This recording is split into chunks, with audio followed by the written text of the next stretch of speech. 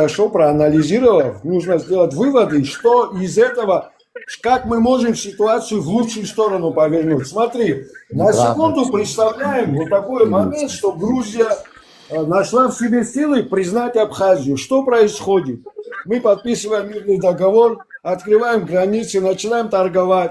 Железная дорога начинает работать, и грузины и абхазцы начинают зарабатывать, жить лучше. Они начинают общаться, они соседи, ты понимаешь? Это всегда так работает, понимаешь? Всегда так работает. Там и начнутся, даже сейчас есть люди, которые женятся, грузины и абхазцы, понимаешь? Грузинки выходят за абхазцев, абхазцы, да, это маленькая сейчас процент. Но потом, если такое произойдет, оно будет. Я тебе отвечаю, эти через 5 лет вот эти противоречия закончатся, и мы начнем нормально общаться. Это иметь надо мужество, чтобы принять такое решение. Но мне кажется, это лучший выход для Грузии самой, потому что мы оба начнем зарабатывать, перестав это противоречие, топор войны закопаем, и улучшатся отношения. Мы как народы начнем жить друг с другом как люди, а не как враги. Иначе это превратится, знаешь, во что? Палестино-израильский конфликт, который они столетиями друг друга ненавидят.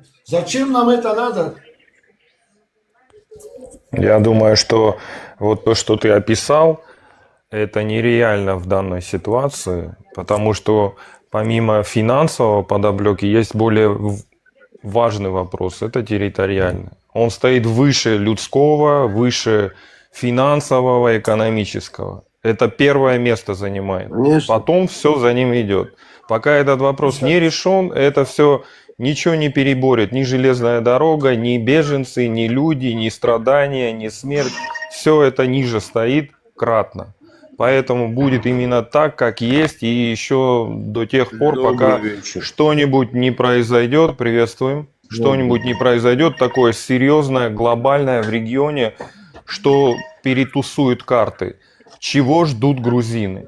А Абхазии это не нужно. Абхазии достаточно так, как есть. Это минимум, максимум это признание. Скажи мне, то, что я сказал, это для Грузии, вот то, что я сказал, это будет правильное решение? Просто скажи, или нет? Или то, что я сказал, это будет худшим решением? Для Грузии признание Абхазии лучше? Или, короче, сидеть вот так и это 35 лет нам еще лучше. говорить, мы придем и все такое? Конечно, лучше. Это выгоднее. Послушай, вот когда грузины говорят, мы должны договориться. Вот об этом я и говорю. Да?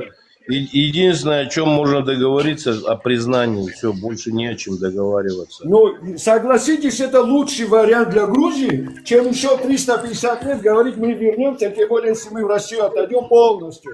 А мы все ближе и ближе к России, и, короче, вы сами видите, что происходит. Да, вообще притязания к Абхазии вообще надо отказаться им. Не лучше ли признать Абхазию? Послушай, это с нашей точки зрения, с нашей башни так видно, лучше, экономическое развитие и тому подобное. Но они за 32 года уже привыкли к этой ситуации, скажем в кавычках, как чемодан без ручки. Ну, живут они, не голодают, не умирают, имеют поддержку. Поэтому очень важно. Они будут жить так еще десятилетия, столетия и тому подобное. Я это понимаю. Я просто хочу, чтобы ты сказал, если они возьмут и признают нас, это в итоге, как ты считаешь, для Грузии обернется лучшим вариантом? Или сидеть, короче, смотреть, как мы в Россию отходим? Давай я скажу объективно, Бесик. Вот скажу непредвзято. Непредвзято имеет две стороны медали эта история, их признания Абхазии. И хорошую, и плохую. С моей точки зрения, как у Армении, признание Арцаху. И хорошее имеет, и плохое имеет. Ну, а какие вы сами понимаете, какие? Признает, значит, пойдет экономика, и все вот это закрутится за мир, дружба, фестиваль.